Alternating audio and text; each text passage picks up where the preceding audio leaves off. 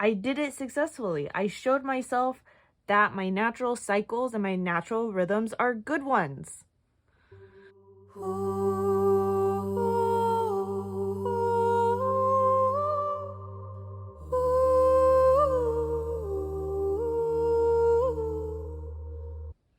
Hello there, beautiful human. Melinda Joy, Crossroads Storyteller here, with an update regarding my deep dive into Creative Liberation Now deck.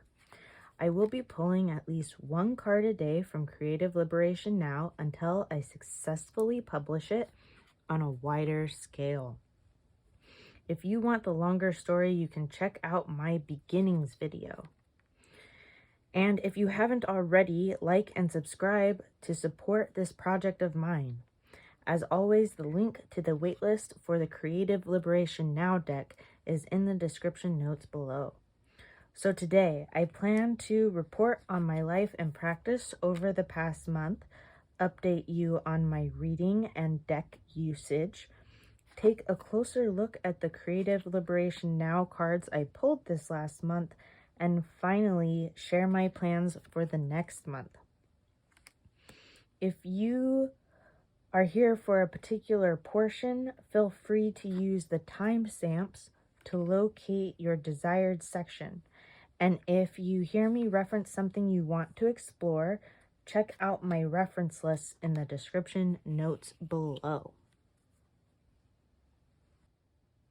Okay, so this last month was a whirlwind.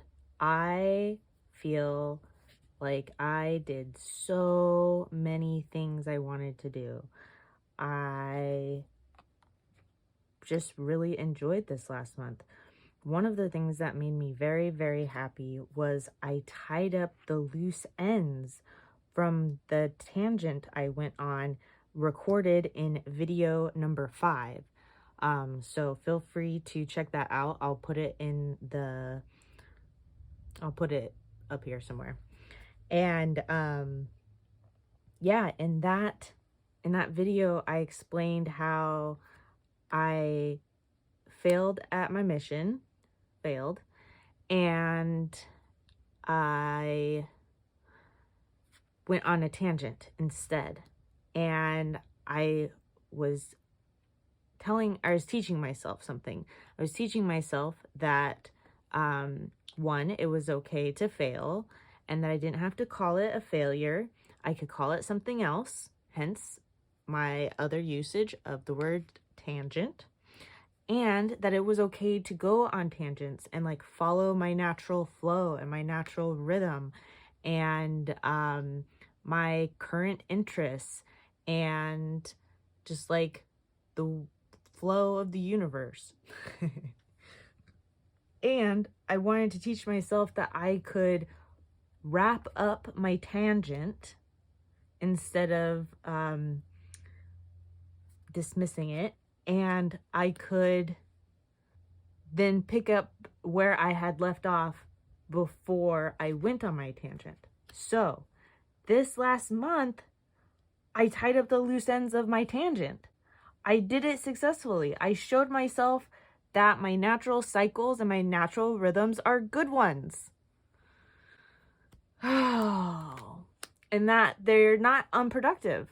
Even though I'm not sticking to the plan, I'm still getting all sorts of things done. I'm just doing it in this like spiral back and forth, this and that kind of way, instead of a like straight linear this then this then this kind of way. Anyways, so excited, so proud of myself. Another thing that happened this month was I got really into medieval and Renaissance history in the Western world, Europe and the Middle East. And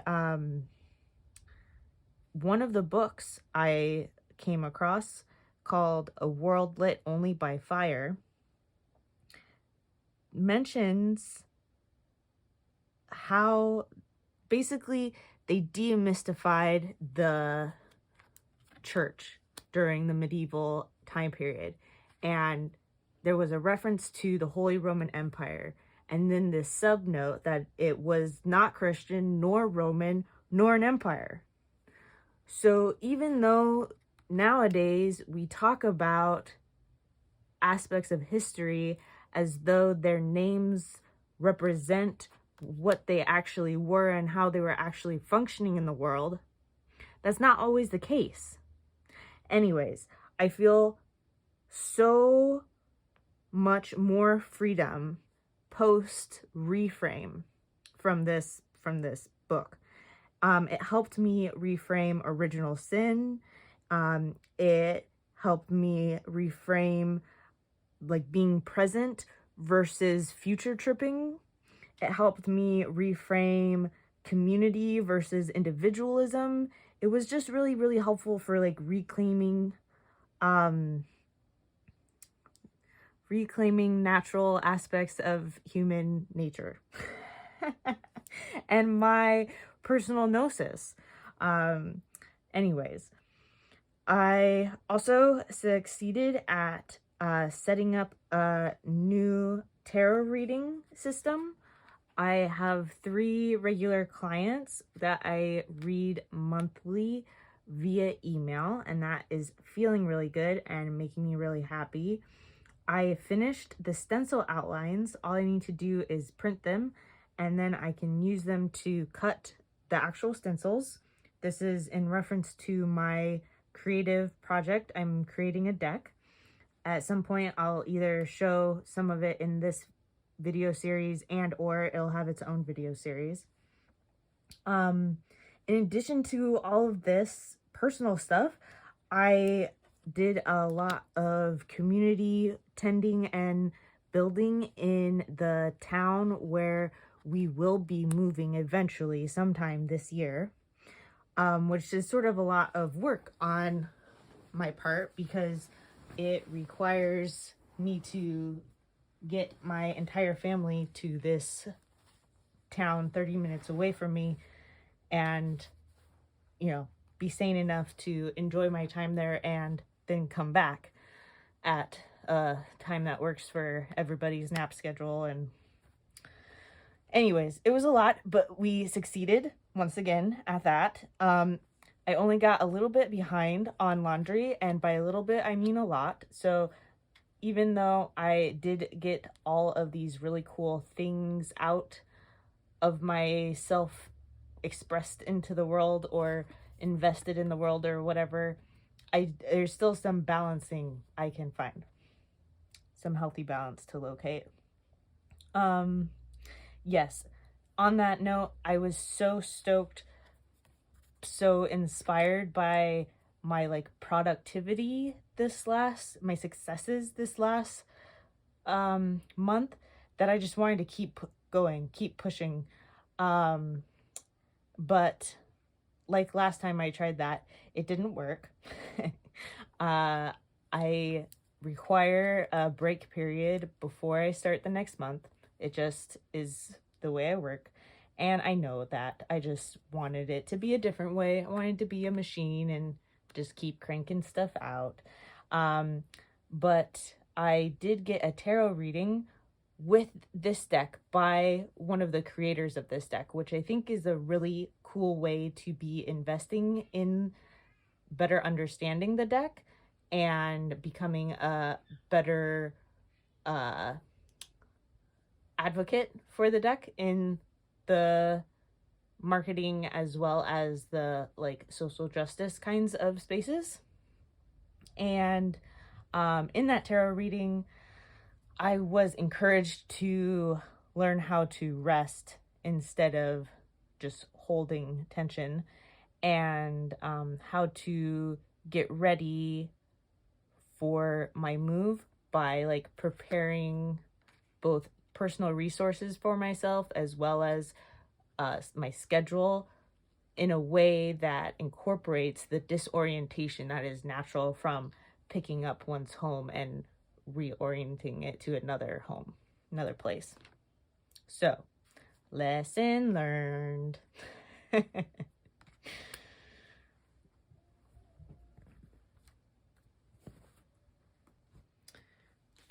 When it came to reading this month, I started off with the 2 Esoteric Tarots by Poncet and Adams, and I thoroughly loved this book. This is the kind of book that I would have binged in like a day had I not been a mother of 2 small ones.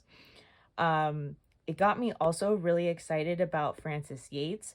She just has so many books that I'm not sure where to start. As well as Stav Appel. I'm probably mispronouncing his name. I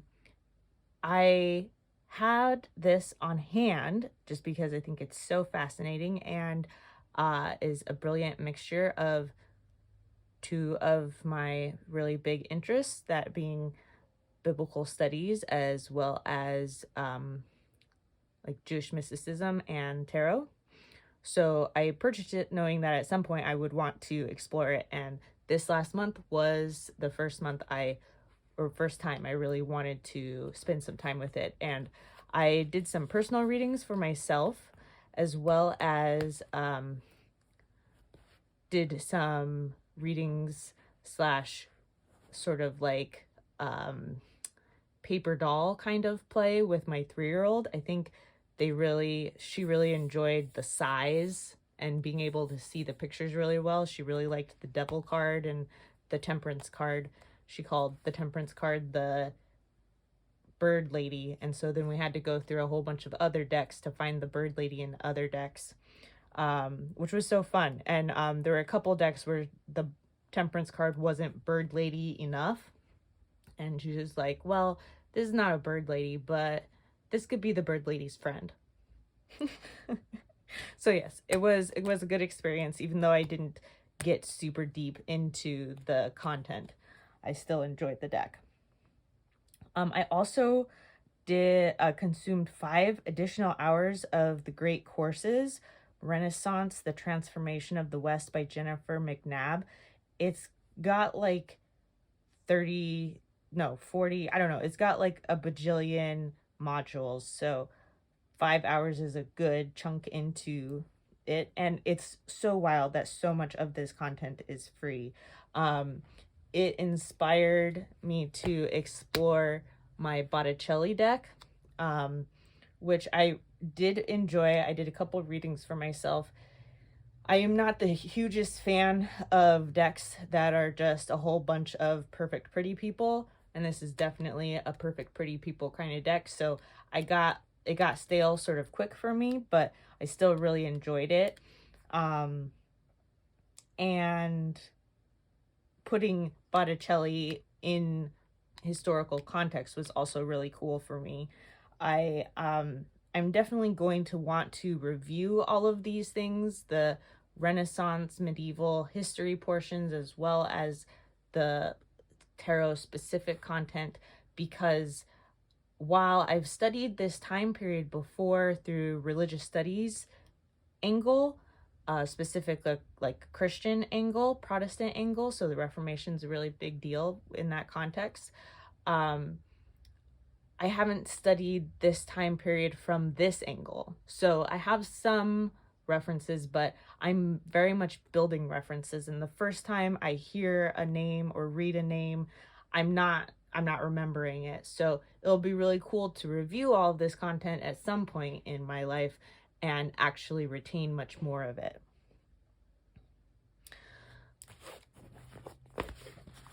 Another really cool thing I did was I completed the notes on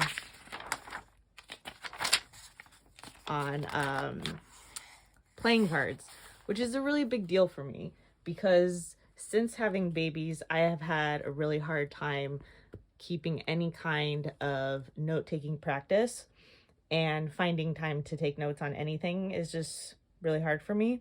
I just don't have the priority. Anyways, but this was part of me tying up the loose ends. This class by Professor Porterfield, The Art and Artifice of Cartomancy, was so fantastic. It was 100% a tangent. And so it was really cool to complete this interest of mine and have, even though the class is expired now, I have the resources that I learned from the class to reference, and that makes me really, really happy.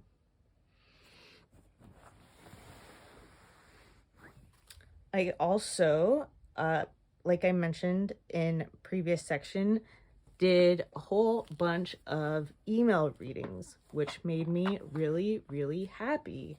I am enjoying reading by email more and more. So these were the decks I used for my email readings. I found this one to be really gentle for a client that was a little bit more sensitive. This one, you know, is brilliant for anyone who identifies as marginalized.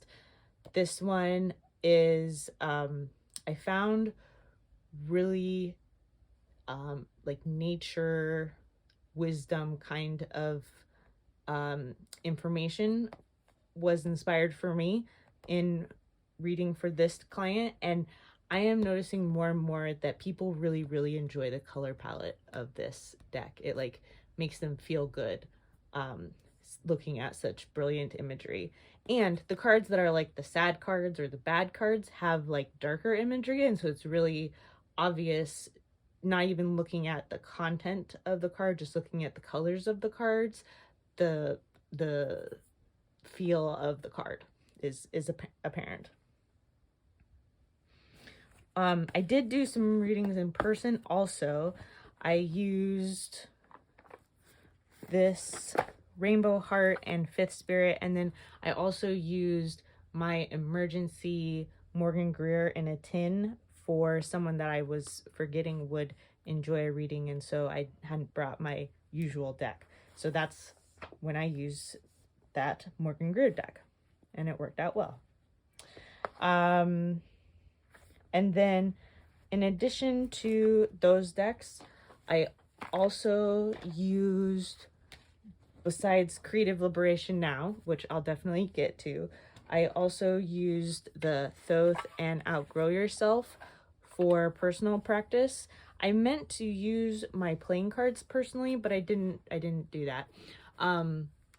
So I did use these. These two are incorporated into a year ahead spread that I am following for myself, that I did through 22 teachings, and you already know the whole series is about my use of this deck. In addition to that, I explored some of my mother-in-law / mother-in-law's decks. She went through a deck buying phase, and so some of the decks I got to explore were the Herbal Astrology Oracle, the Divine Beloved Oracle cards, and the Unique Palladian Oracle. And those were all beautiful. I think I'm just going to let her have them. Like, I don't think I need those decks, but they were beautiful to use. Then I explored the Tetragrammaton podcast, because hello, obviously I needed to know what that was about, because the Tetragrammaton is 100% very esoteric and like Jewish mysticism kind of word, content, descriptor, whatever. And I listened to the episode that was a conversation between Tom Hanks and Rick Rubin, which was brilliant in and of itself, but there were two nuggets that were especially helpful for me. Apparently, Tom Hanks really enjoys history and picks up movie acting gigs that give him a reason to study certain parts of history. And one part of history that he really enjoys studying is medieval and Renaissance history. And so he recommended two books, and I started one of them, and that was A World Lit Only by Fire. And I let my study buddy know about it, and study buddy started it also, and we both really enjoy it. And she dubbed it A World Lit Only by a Dumpster Fire. Because the medieval Europe was crazy, y'all. It was chaos. I think, though, it's really good context for maybe it's easier to see the chaos of this time if we can better see the chaos of that time. And I think that's potentially helpful. And then I explored the creative act. And this is super enjoyable and inspiring and just as magical as I thought it was going to be. The only reason I didn't get further, I got to page 73. The only reason I didn't get further is because I read this like 3 times, because I read it twice without underlining it or taking notes, and it just felt so wrong. It needed to be written in. So I rectified that, and moving forward, I'm just going to read it once. I mean, maybe at some future time I'll read it again, but I'm not going to keep reading chapters over and over again. I do that with some books, but I don't think this is that book. And then I finished Saga Compendium 1, which was so brilliant in the context of the history I had been exploring. There's a kingdom within this world, magical, fantastic world, where they're the robot kingdom, and they're very, they have a lot of like knight and chivalry kinds of proclaimed priorities and values, and they also have a lot of the same problems around violence and power dynamics that the knights did in medieval Europe. And so it was once again this like cool mirror of seeing the world how it was in medieval and Renaissance Europe, seeing the world how it is now, and seeing the world how it is reflected by Brian and Fiona in Saga, and sort of with those 3 mirrors shedding light on each other in all of the different directions, the image somehow got clearer, and that was super cool experience. I really enjoyed that a lot. It made all 3, the study of Saga, the study of medieval and his Renaissance Europe, and reflecting on today's current socio-political climate, each of those became richer and clearer and more vibrant, nuanced things, entities, aspects, etc. So 100% enjoyed, recommend.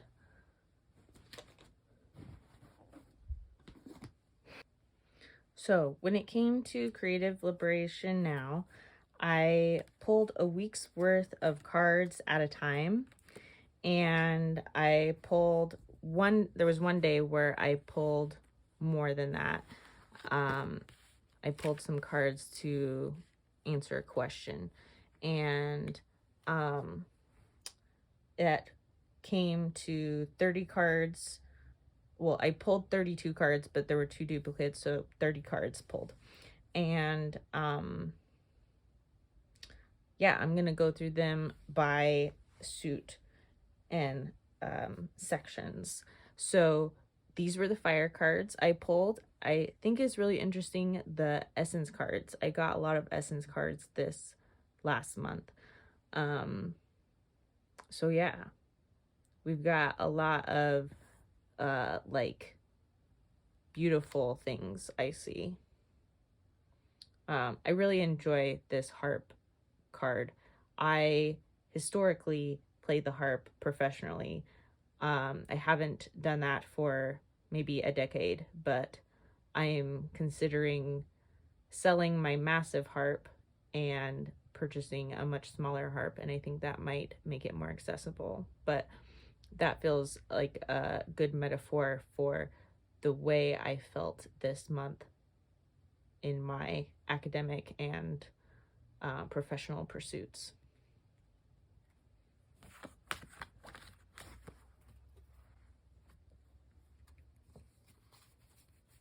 So I pulled the most water cards this last month. I pulled 6 water cards. Part of that is because I pulled the 6 water twice, and I guess we're gonna go this direction this time. I see is my second 9 card, second 9th card. Oh my goodness, what chaos is brewing. And there was also a water theme in my reading with the deck creator. I think I might at some point try and incorporate those cards into this portion, because those definitely count, but I'm waiting for the recording, so I don't actually remember all the cards that were used, but we'll see. Maybe in my long-term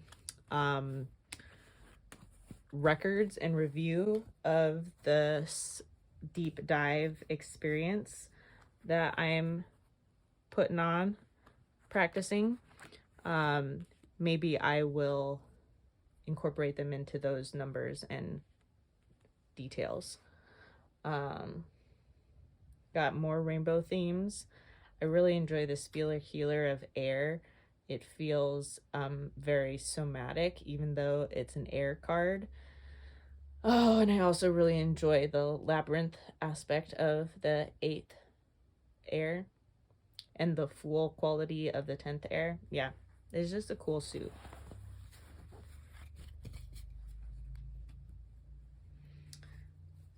And Earth was my last essence card. Oh, how interesting. I got 2 court cards in Earth. 7th Earth is my pleasure activism card. Rest as resistance card. Yeah, it's interesting. I am assuming that these are the court cards are aspects of me. That's how I've been reading the court cards in this deep dive project.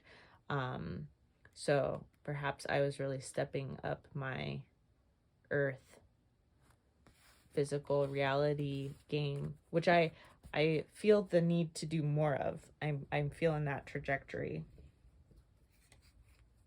Okay, this is like one of my favorite emperors of all time. Really one of my favorite justices also, because it's not just justice, it's peace and justice. Oh, can't forget the Tower card. This is the only card in the entire deck that you have to put on its side to read, which I think is interesting because the Tower card is something that is this direction that goes this direction, right? It's a tower that falls. So interesting. I'm not sure how I'm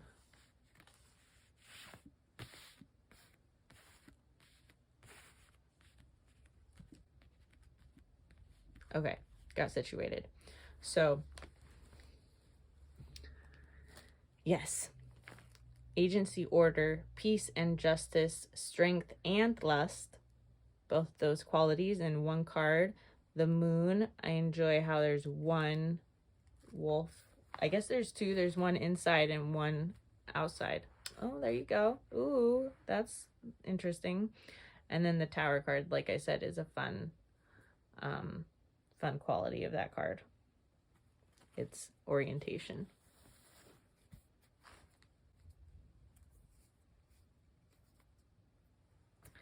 Then I got 4 Fools. I'm very familiar with this Fool and this Fool. I get them a lot. This one to support me to become more present. This is the drunk and off of sobriety Fool. And this is the prideful Fool, which, okay, now I understand why I get this a lot, because I'm definitely doing a lot of personal tending around a pride, like I mean pride as in like a pride of lions, or a like my community wound / healing that wound. So of course that would come up. especially around the work I'm doing in investing in the community that is being birthed where we're moving. Also, this is the second card that I got twice. So yes, okay, obviously that's an emphasis. Then we got the Golden Brick Road. These two cards I have significantly less familiarity with, but and this one even more so. But I do enjoy how we've got the alligator, which is a traditional symbolism for the Fool, and then we've got this Wizard of Oz imagery with the red shoes and the golden brick road. And then there's also this honey / white rose. The white rose is a traditional Fool symbolism, but the honey and the bee, and then this kitty cat that I will have to explore further.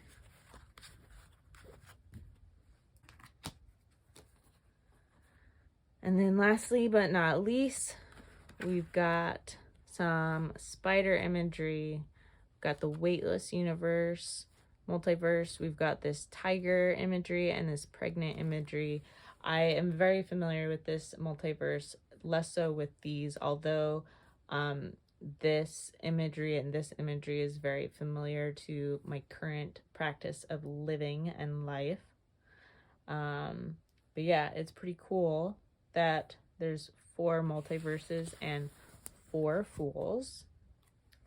When it comes to what I'm doing next, I would like to consume a class Study Buddy bought for me by Peter Mark Adams with Morbid Anatomy, and obviously I'm inspired by his work with Christophe Poncet in the 2 Esoteric Tarots that I just read.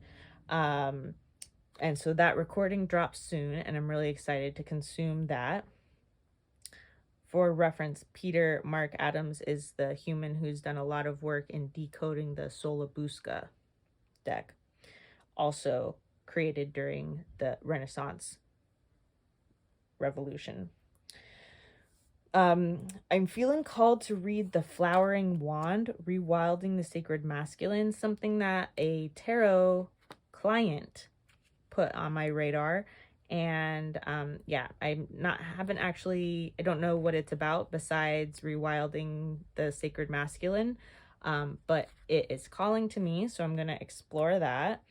I would like to keep consuming my great courses on the Renaissance content, as well as the audio book A World Lit Only by Fire, which I have found through my library. The Renaissance great courses is also through my library. That's why I'm just like so impressed that there's so much academic level content available for free. Yeah, just so exciting. Okay. And then I also want to keep reading The Creative Act, A Way of Being.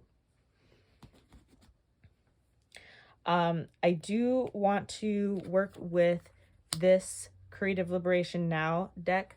I also want to work with my playing cards. I'm thinking I might do like 1 card from Creative Liberation Now and then like 3 playing cards, and that's my pull of the day. We'll see how it goes. That was the plan for this last month that I did not implement, but you know, not everything needs to happen all at once.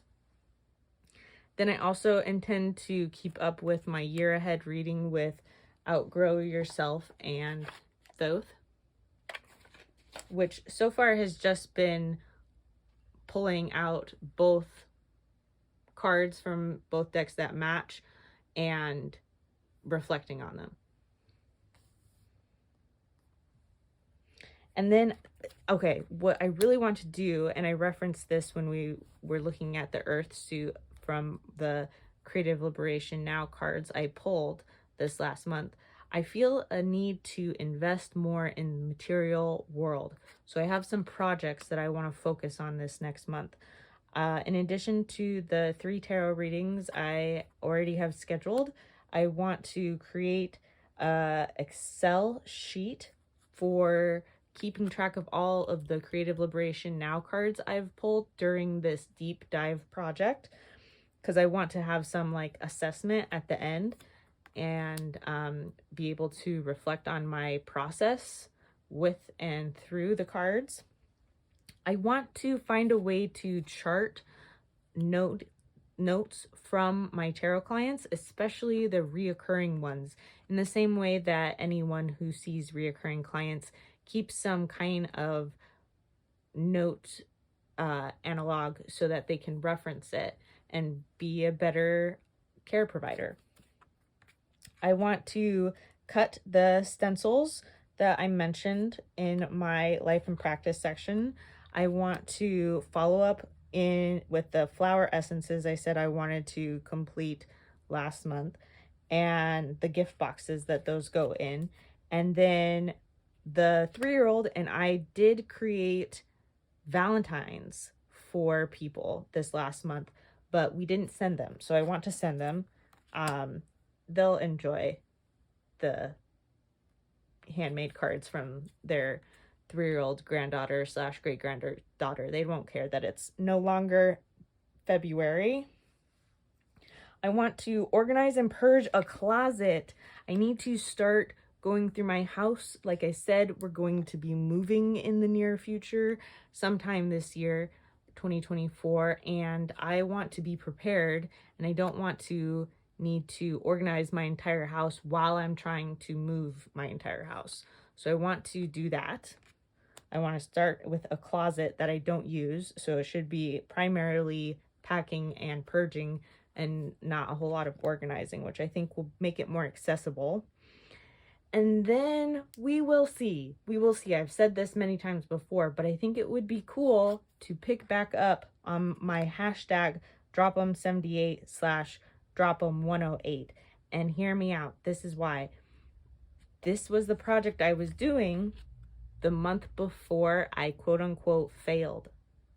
So I have shown myself that failing is okay. I've shown myself that I don't have to call it failing. I can call it something like a tangent. I've shown myself that my tangent is brilliant and beautiful and valuable and worth completing.